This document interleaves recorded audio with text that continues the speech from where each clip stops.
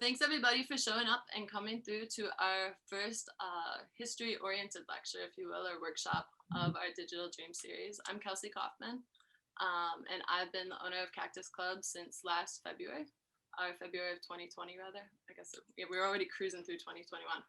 But we're really honored and excited to welcome John Gurda, a local historian, esteemed author, to join us tonight and talk about the history of socialism in Milwaukee. So without further ado, John. Thank you, Kelsey, and thank you all for coming tonight. The pandemic has obviously caused a whole lot of pivots in the world, and for a live music venue to pivot to all digital, I think is pretty enterprising. And to look at the lineup Kelsey's put together, everything from film to DJ sets to live music to drawing classes. That's pretty adventurous, pretty enterprising, and I'm glad to be part of the mix with history. So what I want to talk tonight about is socialism, and sometimes people ask me kind of what makes Milwaukee unique, what makes Milwaukee special, and I often reply it's three things: Germanism, socialism, and beer. Those are three earmarks of the city historically, and in many ways in the present as well, that make it different from any other place in the entire country. So I'm going to concentrate on that second hallmark tonight, on socialism. And when you look back at American history, there is no major city in the entire US that entrusted their government to socialists. Milwaukee is the only one, and not just entrusted to socialists, but did so for nearly 50 years, for 38 of 50 years between 1910 and 1960. So that record makes Milwaukee just certainly unique.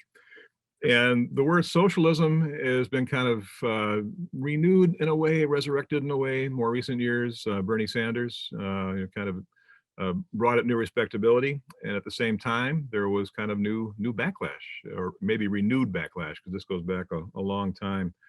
So socialism in a lot of ways has become kind of the S word in American politics. And during the gratefully departed Trump era, he said that America will never be a socialist country. Socialism is a destroyer of societies and nothing but power for the ruling class. So that kind of rhetoric, that kind of exaggeration, that kind of stereotyping has been going on for a very long time, as long as there has been socialism. So you have in Milwaukee's case, the reality is quite different from what the image or what the stereotype has been. So when you look at the Milwaukee experience of socialism, it's one that gives you pretty great confidence that there's not much to fear and a whole lot to admire about socialism as it was practiced here. Now the DSA is doing a lot of the same kinds of things, the Democratic Socialists of America. So what the socialists did in Milwaukee was they saved the city, and that is not an exaggeration.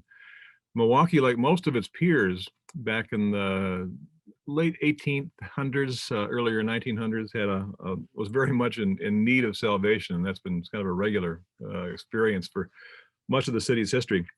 But it's not just Milwaukee. If you look at the history of urban America, what you see is this recurrent pattern, kind of a rhythm of corruption reform, corruption reform, corruption reform. And for long periods of time, corruption had the upper hand. And that certainly is true in Milwaukee's case. Milwaukee's first political boss goes way back to the 1850s. And you think the city was chartered back in 1846. So this is pretty early in Milwaukee's history. And that boss was a guy named Jackson Hadley, who was a Yankee. Somebody came from the East Coast, New York, New Hampshire, that whole area. And Milwaukee was not even 10 years old. And he was an alderman, but he was more the boss of the Democratic Party back in those years. And he built that machine on the strength of public works contracts that he would kind of rig. And the way he got them was he would sort of organize voters to a ticket that he was backing, and they would deliver the votes, he would deliver the spoils. So it was pretty much a corrupt relationship. And Hadley was damned by the press as the king of the tax eaters. And a lot of the people that he was giving jobs to were German and Irish, a lot of the immigrants back in those years. So we don't have a picture of him, but now we're going to start some slides. This is the next boss in Milwaukee after Jackson Hadley's reign. This was a guy named John Hinsey, and his nickname was Boss. They called him Boss Hinsey. And when Hadley passed from the scene, it was John Hinsey who took over. He ran the Democratic machine in the 1870s and the 1880s. He was transparently corrupt, and nowhere more obviously than in the debate about electricity, which back in the 80s and 90s was kind of the emerging technology of the time. He was president of the Common Council, and as president, he pushed through the city's very first electric lighting franchise back in 1885. And the winning bidder, not really a bidder, but the winner was Badger Illuminating, which was a Chicago firm. Wasn't like the Wisconsin Badgers. It was a guy named SS Badger from Chicago. So Badger got the contract for streetlights, and in a related development, John Hinsey became a part owner, Badger Illuminating. He also headed cable company at a time when you had horse-drawn streetcars that were the public transportation in Milwaukee. And there was obviously going to be a new technology, whether it was cable, whether it was steam, whether it was electricity, was kind of open to question. But Hinsey ran a cable company while he was president of the Common Council. So he ran a private business at the same time that he was the chief of the legislative branch of the city of Milwaukee. So he just happened to get the first streetcar franchise back in 1887. So greasing his own palm. It was ultimately absorbed by We Energies, which is back then was known as the Milwaukee Electric Railway and Light Company. And that was kind of a force in local politics. By that time, Hinsey's hold on power had been broken, and it was another company, the West Side Street Railway, and here it is. This is the Well Street line, ran out from 27th Street all the way downtown.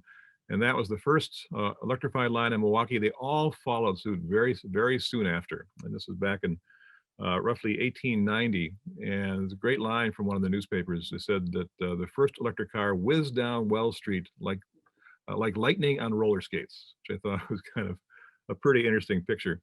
So that utility was just neck deep in local politics. The guy who ran the utility from the front office point of view was a guy named Henry Clay Payne, who happened to be the head of the state Republican Party. So another guy named Edward Wall ran the state Democratic Party. He also worked as counsel for the streetcar company. And the guy here looking at his watch is a guy named John I. Beggs, who was the general manager of the electric utility, the Milwaukee Street Railway Company. And the public ways that the streetcars ran on, they belonged to all of us. They belonged to the people. So it was the Common Council's job to award franchises to one company or another.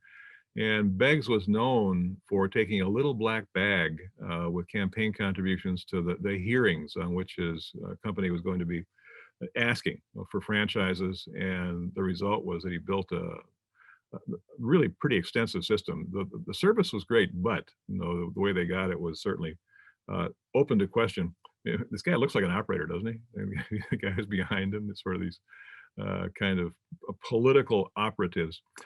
So you have that kind of corruption going on, but the champion of grafts in Milwaukee, and this is probably all time in Milwaukee's history, was this guy whose name was David Rose, kind of a prince of political darkness in a lot of ways. He was Milwaukee's mayor from 1898 to 1910, with 2 years off when a young man called Boy Mayor Sherman Becker beat him, but then he lost after 1 2-year term. So for 10 to 12 years, David Rose was in the driver's seat in Milwaukee as mayor. Small town lawyer, southwestern Wisconsin. Turned a full-time scalawag and a silver-tongued orator. He was elected during that first term back in 1898 on an anti-utility platform. Though the people thought the utility was gouging, charging too much, not providing enough service. As soon as he got in office, he signed this deal with the utility, for a decades-long franchise. So he was someone who was ethically flexible, I guess is one way you might put it. He also cozied up to madams, proprietors of houses of prostitution, saloon keepers, proprietors of gambling dens. And some of those brothels operated literally in the shadow of City Hall, down there on Front Street, where the it's the old the spy one. Some of you know, some of you may not. But the area just south of the Pabst Theater, that was the heart of Milwaukee's red light district, and just a block away from City Hall. So it was really operating in broad daylight. So he ran a wide open town, and he greeted conventioneers by the thousands, but they were not all coming to to see the museum or hear the symphony. So how did Rose explain his stance on prostitution? Here he is with a couple more operatives on a stage, guy in the middle there. So this is after he was mayor, but he wrote a memoir, a very colorful memoir that you can read at the public library when they reopen. And he described his views on prostitution this way: men are and always have been men. They have their natural passions, which in the great majority of cases must and will be gratified. If desires can be fed without turning the animal loose to destroy and ruin young girls, but confine him to the paths which have been provided for him to follow, where lust can be subdued, where disease can be prevented, is it not better than to try to prevent what cannot be and never has been prevented? So, men will be men was his rationale. So he was nicknamed all the time Rosie for obvious reasons. He said he loved to see his people at play and happy. So it was not just Rose, it was not just the mayor. Back in those years, around the turn of the 20th century, the Common Council was just as crooked, and you could buy an alderman's vote for $5 or a suit of clothes. And the tenor of the times was revealed really starkly in one debate over a streetcar franchise, when one council member said of one of his colleagues, Alderman Richards is of so little importance that he is not worth a cent to anybody to buy him. And that was about the worst thing one politician could have said about another back in what they still refer to as Gilded Age Milwaukee, back around the turn of the 20th century. Not everyone was so understanding. You know, there was people knew what was going on, and there was an obvious revulsion against all the corruption going on in Milwaukee. The grand jury was convened after a mass protest meeting at the Turner Hall down there in 4th and State, where 3,000 people packed into Turner Hall. And they heard just these scathing denunciations of official corruption. And one result was that grand juries were convened, and they returned a total of 276 indictments against public officials of the Rose era. And it was Rose was kind of the ringleader, but the DA who returned those indictments, filed those indictments, was a guy named Francis McGovern from Milwaukee. Later became a Wisconsin governor on the progressive ticket. And he said that even though Rose had escaped prosecution, he was the self-elected, self-appointed attorney general of crime in this community. So pretty clear kind of where all those strings led. The sad thing is that you have Rose himself. He owned in Arizona, I think it was a copper mine, a salary of $4,000. So people pretty clearly, you know, he was doing a whole lot more on the side than he was in office. So the sad thing was that was the standard of behavior in urban America. Again, it was not just Milwaukee by any means. So muckraker, as they were termed, a reform writer named Lincoln Steffens, back in 1904, he published a book called The Shame of the Cities, and it exposed corruption in St. Louis, Minneapolis, Pittsburgh, Philadelphia, Chicago. They each got their own chapter. Milwaukee didn't even make the cut. Things were so bad in America that Milwaukee did not even make the cut in this expose of official corruption.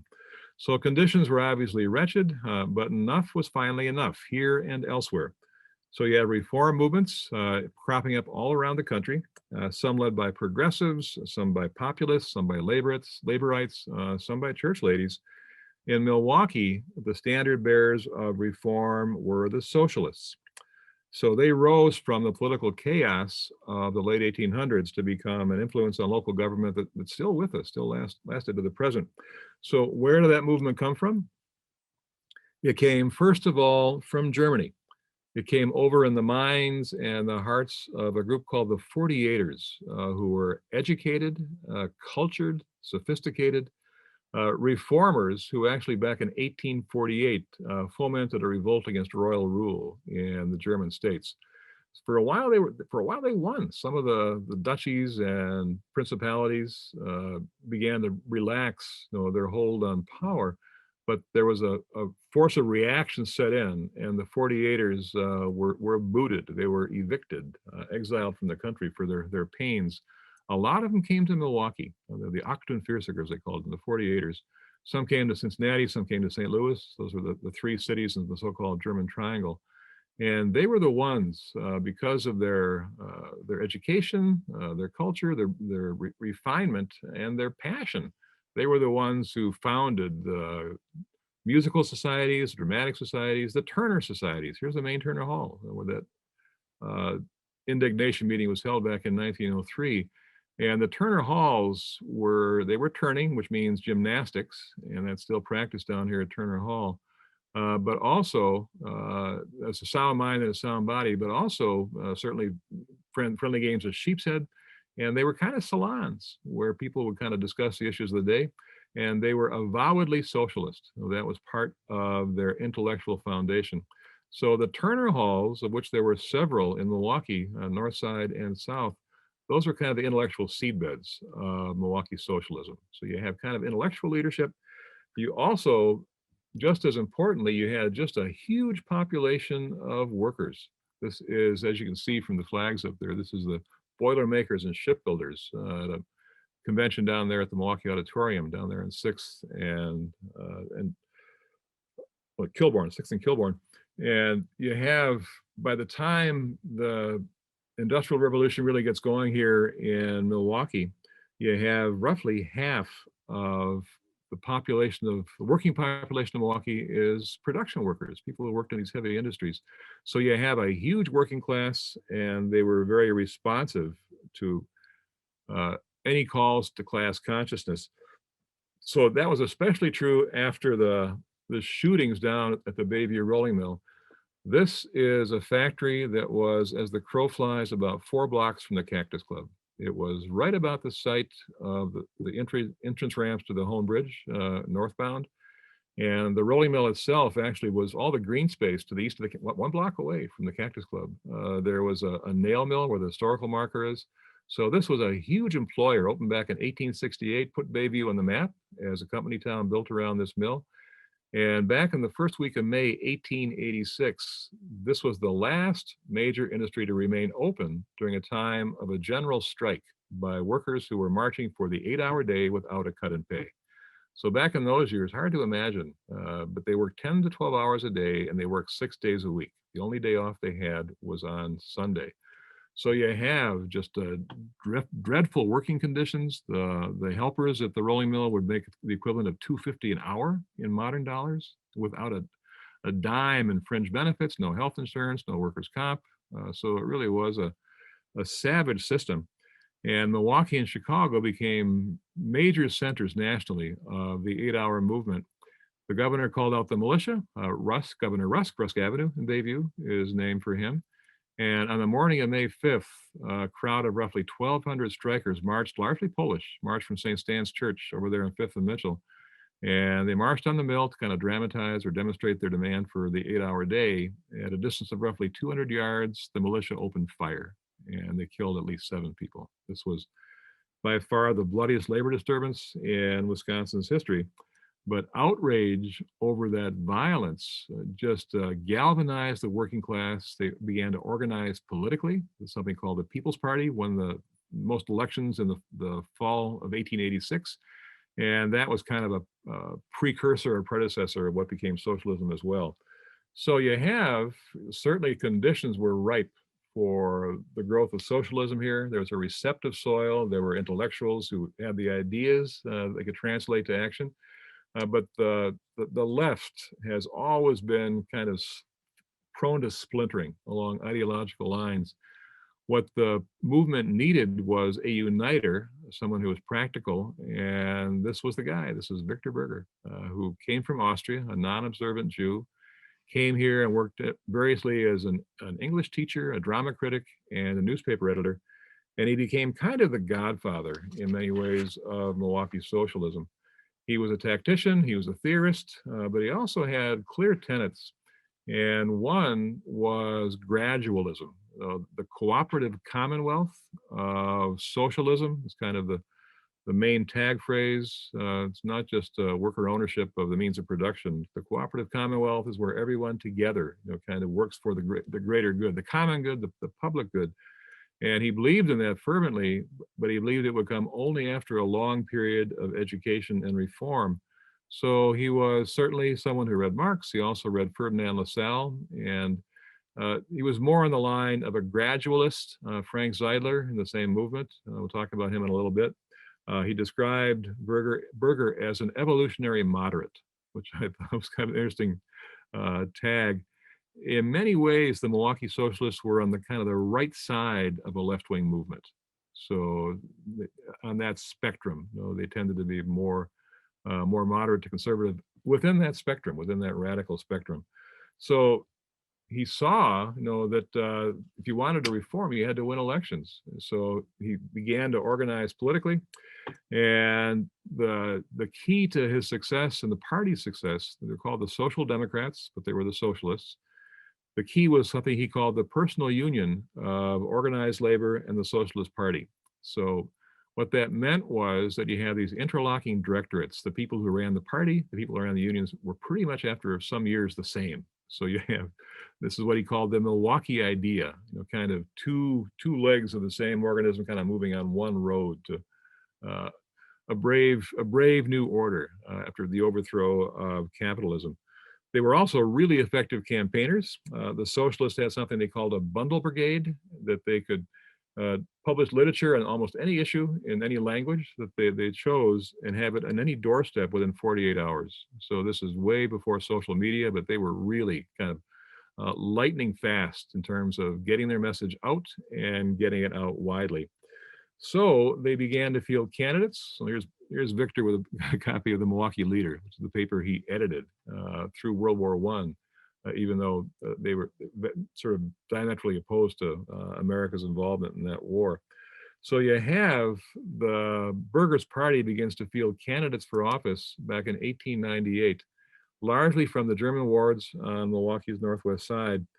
And they were certainly a minority in the Common Council, this bloc, but they were diligent, they were creative, and they were completely untouchable. These guys could not be moved by any kind of offer of a bribe. And Berger was fond of saying that honesty was the highest virtue that a Democrat or Republican could aspire to. With us, he said, this is the first and smallest requirement. So that's the base, and you go from there. So what happened was voters learned to trust the socialists, and look at the guy in the upper right here. Year by year, the tide rose, and you have in 1902, first candidates run for office in 1898. 1902, about 14% of the mayoral vote goes to socialists. 1904, 25% went to the socialists. And David Rose, still in office, he warned that the socialists would substitute the red flag of anarchy for the glorious old emblem of our country. So again, red baiting going on. So people learned to trust the socialists, and in 1910, there he is, Emil Seidel becomes the first socialist to govern a major American city. And what that pretty much amounted to was the voters gave the socialists the keys to the city. It wasn't just Seidel, who was a pattern maker, by the way, someone who worked with his hands. About 2/3 of the Common Council members in the socialist ticket were people who worked with their hands. So this really was kind of the triumph of the working man and working woman. At the same time, Victor Berger was elected to Congress, the first socialist. I think it was probably in Bernie Sanders' first term. Dan Hone became the city attorney, and Charlie Whitnell became the city treasurer. These are all socialists whose names are still with us. And the socialists took the majority of Common Council seats. And you have that party, or the movement, remains a force in Milwaukee politics for the next 50 years until Frank Zeidler stepped down way back in 1960. So what did they do while they were in office? They distinguished themselves as champions of something that they called public enterprise. They didn't just manage, they didn't just enforce laws and regulations. They pushed a program of public necessities that had a major impact on the quality of life. So here is Emil Seidel in the mayor's chair, and His left-hand man there, his secretary, is Carl Sandburg, the poet and Lincoln biographer. So the passion for public enterprise gave birth to a whole lot of things that are part of the infrastructure and both the public, physical and mental infrastructure of Milwaukee. Public parks. We have 15,000 acres of green space, about 5 times per capita more than Chicago has. And that was Charlie Whitnell. Whitnell was the kind of the guardian and main architect of Milwaukee's park system. Public libraries, public schools, public health, public infrastructure, public sport facilities, public manual training, public sanatoria, public housing. Some of the people on the East Coast called Milwaukeeans sewer socialists because they thought they were too absorbed in public works.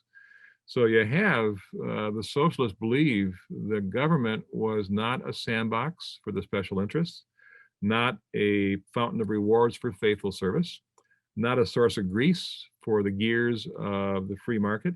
They believed, and they believed it devoutly, that government is all of us together. It is the place where conflicts are mediated, place where balance is achieved, and where we struggle to find and reinforce our common humanity. And that vision was something that Seidel summed up very powerfully in his memoir. He wrote that some Eastern smarties called ours a sewer socialism. Yes, we wanted sewers in the workers' homes, but we wanted much, oh so very much more than sewers. We wanted our workers to have pure air. We wanted them to have sunshine. We wanted planned homes. We wanted living wages. We wanted recreation for young and old. We wanted vocational education. We wanted a chance for every human being to be strong and live a life of happiness. And we wanted everything that was necessary to give them that. Playgrounds, parks, lakes, beaches, clean creeks and rivers, swimming and wading pools, social centers, reading rooms, clean fun, music, dance, song, and joy for all. That was our Milwaukee Social Democratic movement. There was but one way to get all of that: go after it and get it. So this was clearly a movement founded on the common good and working for the common man and the common woman. So Seidel, unfortunately, was swept out of office after 2 years in 1912 by a fusion of the old parties, Republican and Democrat, who showed their ideological bankruptcy by joining forces against the socialists. They found more in opposition to the socialists than they did in opposition to each other. So that left Daniel Webster Hone, as a city attorney to carry the socialist torch. He had a 4-year term in 1912, so he avoided kind of that fusion-led carnage. And he ran for mayor in 1916 and won and stayed until 1940. So he was mayor of Milwaukee for 24 years. He was an outstanding champion of public enterprise, a masterful administrator, a skilled politician, and also a man of principle. It was during Hone's tenure that Milwaukee won award after award as the cleanest, safest, and healthiest big city in the US. We won that public health trophy so often that Milwaukee had to be retired from competition to give other cities a chance. Hone himself got his picture on the cover of Time magazine back in 1936, and Time in that year called Milwaukee perhaps the best governed big city in America. So this really was a turnaround from the days of Rose to from being a cesspool of corruption to being a model of civic virtue. So Hone's tenure was ended in 1940 after 24 years by Carl Zeidler, who was a charismatic baritone with no particular ideology. He may have been kind of a moderate Republican in current terms. He went off to war, and when World War I began, lost at sea in 1942. And you can see he would show up and he'd sing "God Bless America," other standards, virtually every campaign stop. A bachelor, so a very eligible bachelor, and he certainly played on that. Probably the first modern campaign, kind of the see him, tell him, sell him, kind of the hard driving kind of media driven campaign that we know so well today. So he won with that approach. And when he went off to war, died in 1942, that left Milwaukee in the care of a South Side hotel keeper named John Bone, who was pretty much a caretaker. That was weren't doing a whole lot of things that were innovative or enterprising during World War II. By that time, by the time World War II was in full swing, there had been a sea change in party politics. Milwaukee elections had become officially nonpartisan back in 1912, but the socialists still had a very tightly disciplined organization. With the rise of the New Deal, Franklin Roosevelt becomes president in 1932. And what the Democrats did after years of pretty much being pretty close to dead nationally and locally, especially locally, what they did was they fused this base, largely labor unions, which was the socialist base. So they took the socialist base, they took the socialist rhetoric, and they took socialist proposals like Social Security. And that began with the socialists and was enacted by FDR during the New Deal. So Dan Hone himself, after the party had kind of faded, became a Democrat after leaving the mayor's office. And Milwaukee became a safely Democratic stronghold with kind of a socialist heritage. But the tradition of socialism continued under Frank Zeidler, who was Carl's younger brother. And he was elected mayor in 1948 and stayed until 1960. He did not have a single fellow socialist to serve with him. He was entirely on his own, but he bore that standard very proudly. His opponents, and this is par for the course, were not above red baiting. During that first campaign back in 1948, one opponent charged that Frank Zeidler would socialize the corner grocery store if he were elected. So Frank Zeidler promptly went out and got the endorsement of the Independent Grocers Association. So he was good at retail politics. And as mayor, he continued that socialist emphasis on fiscal responsibility and public enterprise. Again, that term, public enterprise. He rebuilt the infrastructure that was pretty much untouched after 15 years of depression and war. He started the freeway system at a time when gridlock was the rule in downtown streets. And back in those years, people loved freeways. They wanted them. We learned a little different somewhat later. He championed public TV. So Channel 10 has a lot to owe to Frank Zeidler. He had to veto 4 Common Council resolutions before Channel 10 went on the air back in 1957.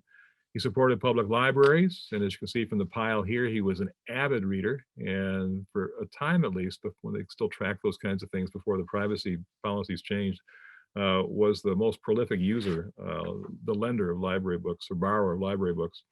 And he also championed the annex that is now the north side of the Central Library down there on 814 West Wisconsin. And one major initiative of the Zeidler years was an aggressive annexation campaign. During his tenure, Milwaukee's land area doubled. So you had this farmland up in the northwest side, farmland in the town of Lake, down there around Howard and Howell. The result was that there's still just a few tattered remnants of farmland inside the city limits, which is very unusual for a city of Milwaukee's age. And he did all this without breaking the bank.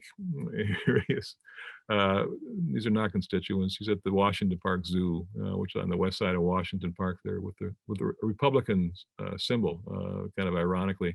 So a lot of things that the mayors were expected to do, he did with certainly maybe not always with enthusiasm, but he did them. He was someone who knew how to work a crowd.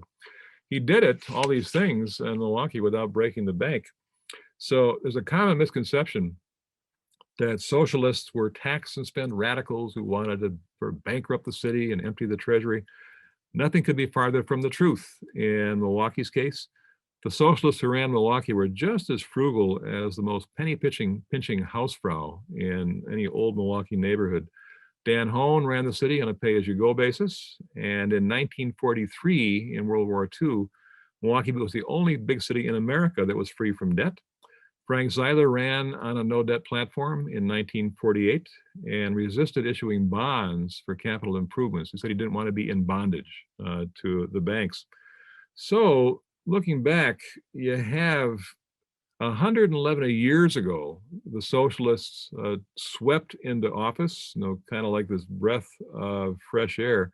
It's been 61 years since Frank Zeidler left City Hall of his own volition back in 1960. And the accomplishments of that extraordinary period, they may seem inevitable in hindsight. They've been part of our landscape for so long, especially our parks, but they were anything but. Opposition was constant.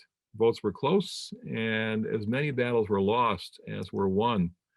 Nor did voters always have the same lofty ideals as the officials they voted for. This was the Garden Homes housing project up on the northwest side, right around Rufus King High School. This was one of Dan Hohn's pet projects. This was the first city-sponsored housing project in the entire country.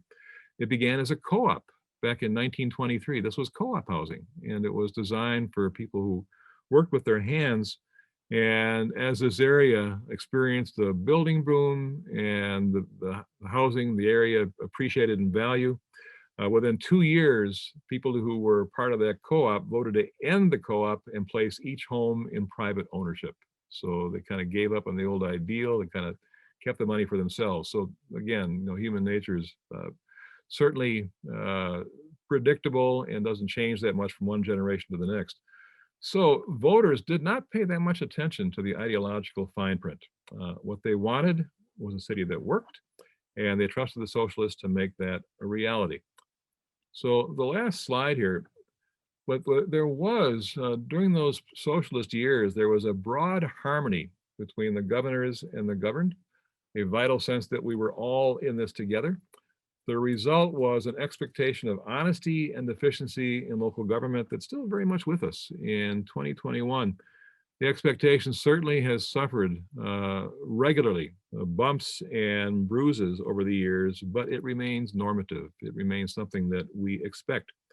So did the socialists make a difference in Milwaukee? Yes. Did they give a gift that keeps on giving? Absolutely. Can we make their legacy our own? Yes, we can. Can we revive the spirit of mutualism, of all being in it together that they believed in so devoutly? Yes, we can, and I believe that is our best hope for the future.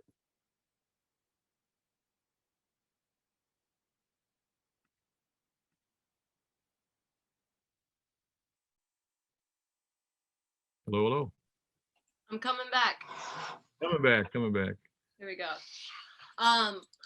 I was wondering, what would you consider not in public enterprise when assessing the city budgets during these eras? It was not in public enterprise? Correct. So like the idea of public enterprise being this like spearheaded forward facing thing, I think is incredible. But like what wouldn't qualify as that versus like what we're looking at today? Oops, we got. That's a good question. Certainly, you think about public works contracts, that might have been done by private contractors instead of city workers. I mean, there was they had a kind of a full-time force, both blue collar and white, that was kind of carrying that vision forward, kind of on the ground. The things that weren't public enterprise, I think part of it, Kelsey, sort of there was the run-of-the-mill, sort of the basic stuff that the city provides, streets, bridges, buildings. And what the socialists did was it wasn't just keeping the store open. It was all that value added, all the things they did that other cities did not. So it wasn't so much that other cities were kind of morally bankrupt and were kind of spending money on their own, spending money on their own needs, although that was true as well. It was more that the socialists kind of elevated the game. They were aspirational governors. They were kind of the next stage. Not simply the status quo. That distinguished them. Okay. Yeah, no, I totally follow, but it's interesting with these contemporary conversations about city budgets and where money should be allocated, and then considering like how they defined if there's certain things that they considered the umbrella of public enterprise. Yeah, good question. It's a good question. Yep. Let's see what we got in the chat. Do we have any yet? One other question I had, here we go, from Anna. How did these socialists address Milwaukee's legacy of segregation, or did they at all? They didn't so much because this is something that's not all that well known. Until 1970, Milwaukee had the lowest percentage of Black residents of any major city in the country. Wow. So we were late in the Great Migration. Chicago kind of absorbed, the lion's share of people moving from the South. So the Black population in Milwaukee is relatively young and was small, until the end of the Zeidler years, the 1950s. So There were some frankly racist comments that Victor Berger made. So that was not excusing, but that was kind of the tenor of the times.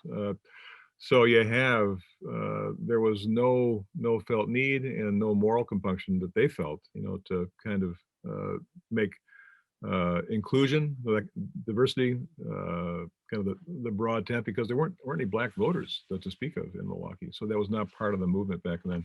By the 1950s, Frank Zeidler was, that's when the Great Migration really hit Milwaukee. So between 50 and 70, I forget the exact numbers, but by 1970, 15% of the city's population was African American, and it had been maybe below 5 in 1950. And Frank Zeidler was as earnest a champion of civil rights as there was anywhere. So he kind of departed from some of that sort of mindless racism of earlier generations. And some of the things he said, the Hillside Terrace Housing Project, which is right there by Fiserv Forum, that was just northwest of Fiserv Forum, where the new museum's going to go. Oh, sure. Public housing, that was the city's first public housing project with federal money. Garden Homes goes back to 1923. But it was low income, and it was integrated from the very beginning. And when they had the dedication ceremony, they gave keys to a black family and a white family. And Frank Zeidler said, let us be sure that we make this, such an important resource, an important experience, that everyone who sings God Bless America can mean it, when they sing that song. So he was really someone who was for public housing when others were against it, because they thought that would mean encouragement for blacks to come in. There was one really ugly incident in the 1956 campaign, and he was so identified with civil rights that his opponents, and he knew the bar, that the rumor began, and a rumor began to spread that he was putting billboards down south, encouraging African Americans to come north, to come to Milwaukee. So it was just completely fabricated and absolutely racist. But that gives you some notion of kind of how he addressed those problems. Did he lose in 1960, or he just chose not to rerun? He stepped down. He'd been in for 12 years, and I got to know him. I think there's no one who's ever known more about Milwaukee's history than Frank Zeidler. And for the last few years of his life, he and I taught together. We would do these classes at UWM, the School of Continuing Ed. I think I was 50 something before I could call him Frank. He was always Mr. Zeidler. But he was burned out. It was being in that office that high and things that busy during that period that busy, certainly is exhausting. And here he is, the only socialist, in city government. So it was constant battles. So he stepped down of his own volition. He probably would have won. He might well have won. Sure, that makes sense. Let me field a couple more questions. Also, you can tell me if you're over at any point. I'm good. What was the socialist mayor's relationship with the Alito and Balistreri crime families? Were they more or less intertwined with the mafia than the moderate/Republican tenures? I missed the first part of that question because I was coughing. Oh, it's okay. What was the socialist mayor's relationship with the Alito and Balistreri crime families? Were they more or less intertwined than past or predecessors? Non-existent. I think it was a non-existent relationship. That also surfaced later. Some of the Milwaukee certainly has had organized crime, but in just a fraction of obviously what happened in Chicago. So the Balistreri family, there were other people who were involved. That would have been Frank Zeidler. He was the socialist in office at the time there was a large scale or any kind of scale organized crime movement in Milwaukee, and I don't think he had any connection with them whatsoever. That would have been oil and water. Sure. Yeah. Did he have a history in politics before his brother ran, or was that something? Yeah, he ran. Questions. I think his first office was for county surveyor. Okay. Not quite dog catcher, but kind of in that ballpark. And where he kind of made a mark, he was on the school board. So he served a number of terms in the school board, and that put him in the paper and kind of established his credentials as someone who was hardworking and creative. So that was an important role. The fact that his brother had been a fallen hero was also important. You have name recognition, and that was absolutely true, and he acknowledged that as well. So it's kind of a mixture of things. And it was an open seat, so you have John Bone, is I think he was 80 years old when he stepped down. When 80 meant something, the guy who followed Carl Zeidler when Carl ship was torpedoed in the South Atlantic. So John Bone, as Common Council president, took over. They won a caretaker term on his own. So he was not someone who's going to run for a consecutive term. So it was an open seat. So you had this wide open. Henry Royce, Henry Meyer were other two later famous politicians were part of that same race. But Frank won. I didn't know he ran against Henry Meyer. That's cool. Yeah. I guess I'll take a minute to acknowledge that there's a school board race coming up, everybody. So remember to check out the candidates and get in the mix there. I've got another question from Josh. Oops, I just clicked down. Could you elaborate on the connections between the Socialist Party and local unions and how they declined over time? They were hand in glove when the movement began back in the early 1900s. They were, as I said, kind of the two legs of one movement, and that was Berger called it the Milwaukee idea. I mean, that was the whole point. That was something that these interlocking leadership. And that remained, the base of socialism for those years from roughly 1900 until 1932. So you have a whole generation and more before the Democrats came in 1932 with Franklin Roosevelt. And what happened there clearly was that the Democrats diverted, as I said, the rhetoric, the platforms, and the base of the socialists to their camp. So that ended kind of that traditional alliance of labor and the socialists.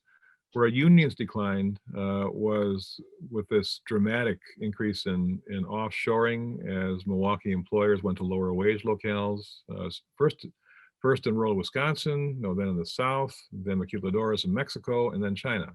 So you have this constant drain of capital and jobs to lower wage locales, and the unions. I'm working on a book. I did a book called Cream City Chronicles back in 2007, I think it was, a collection of columns. I do a column for the Journal Sentinel once a month for Sunday, and that was a collection of about 63, I think about 80 columns this time. So what I'm doing right now is kind of updating and evergreening those. So it's when I write them for a Sunday, it's kind of for that Sunday. So I get to sort of take those references out. But one I just finished yesterday was Local 1111, which was the UE, electrical workers at Allen Bradley. At one time, that plant had 7,000 workers, largely unionized. By 2010, when the union closed, they were down to 160. Holy shit! So that's that, and that's the way the world went. That's the way the world went. So it's not just Milwaukee. And the remarkable thing is this, always, people can't believe it, Milwaukee still has, the metro area, 4-county metro area, still has the highest concentration of manufacturing employment of any metro area in the country. The second highest, the highest is San Jose, California, which is all this clean room stuff, printed circuit boards and so on. Sure. So we still have, whether it's that's crazy. I had no idea. Yeah, Komatsu or Harley Davidson, there are still a number of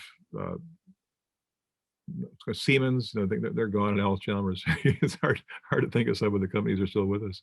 But the dramatic change is we're number 2 in proportion to manufacturing employment, but we used to have 57% in the years after World War II. Now we have 14%. So with 14%, we're still number 2, and that's all you need to know about how manufacturing has changed, in this country, in this world, in this entire world. Totally. We got a question from Quinn. What do you think will happen with Act 10? Act 10?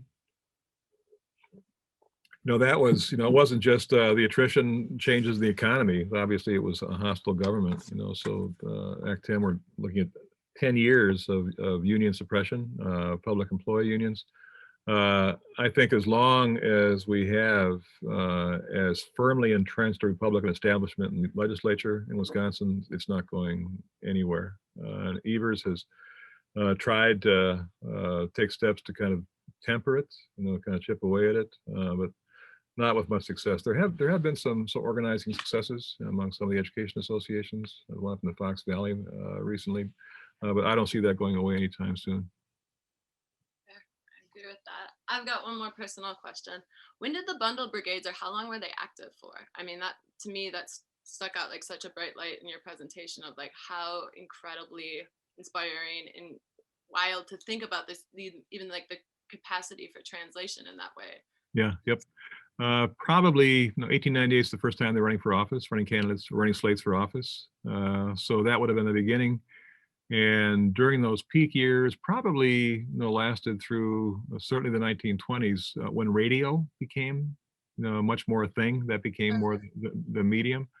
So you have at least, I can't give you specific dates, Kelsey, but certainly for that period of roughly 30 years or so, the first 3 decades of the 20th century, that would have been a. Now you talk about lit drops. They were doing kind of these massive lit drops, and you're right. These were Milwaukee was very much a multilingual city back in those years. You could walk around the south side and hear Polish, walk around the north side and hear German, walk in the third ward and hear Italian. So it was necessary, and it was also the linguistic infrastructure was there. I mean, it's incredible. Yeah, a couple of years ago, my roommates and I went down to the Historical Society, and we're looking through old pamphlets and seeing the People's Party flyers and like block parties and stuff, and seeing them in all the different languages was really amazing. Yep, which was necessary. Like that's why today you see in Spanish and Hmong, same deal. Yeah, totally. Maybe not as often as we should.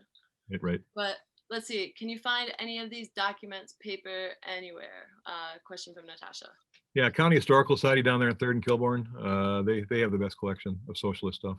They've got a really good socialist collection, and they have periodically they kind of will do something that's an exhibit, but they have a great deal of many campaign materials, buttons, and so on.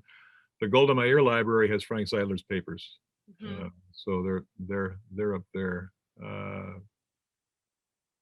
No, they don't have them. The public library does. Central Library has them. Because yeah, what am I thinking? A city library? It's got to be that would be where Frank put his stuff. Yeah, but either way there. So I've seen a lot of this stuff downstairs, and it's still being processed. But the Central Library, the 2 places to go if you're interested in historical research are the County Historical Society, which is now open again by appointment, and the Central Library, the Frank P. Zeidler Humanities Room. So where all this stuff is, people like me kind of spend a lot of time with is in the 2nd floor of the Central Library. They're not open yet, but I hope they will reopen soon. Totally. I think that's all the questions in the chat. If anyone has anything they want to add, do you have any closing remarks, things you want to tell the world from the Cactus Club Zoom platform? Work for the common good. Work for the common good. It may be a cliche, but it's so obvious that in Milwaukee's case, it worked. It worked. The fact that we have these wonderful parks. The fact that we have this expectation of honesty in government. That didn't happen by accident. That happened because there were people who cared, and people who cared about each other. People who cared about working together for the common interest. That's our team. That's what we're about. I guess on that note too, I guess I want to plug, we're hoping to collaborate with the Milwaukee Parks Department this summer on a couple of outdoor film screenings and concerts and park cleanups, maybe a historical tour with some local historian maybe. Yeah. But yeah, for folks that are interested in that, stay tuned. We'll be announcing that. And then in addition, we'll also be doing parks cleanup on Earth Day. That's correct, right? Yeah. On Earth Day, where we'll be starting at Cactus and then maybe kind of disseminating depending on the number of people to a handful of spots. Cool. Good for you. Thanks. Thanks for making the time. Thanks everybody for joining us. Again, if you want to make donations, for this program, feel free to send them via PayPal or Cash App to Cactus Club Milwaukee, or Cactus Club MKE rather. But yeah, thanks everybody. You're getting a bunch of thank yous in the chat too. I don't know if you can see those ones. Thank you, thank you, thank you, thank you. Thank you, John and Cece. Yeah, there you go. All right, well, everybody take care. If you have questions, feel free to send us messages, and yeah, have a great rest of your night. Great to be with you. Great to have you. Take care.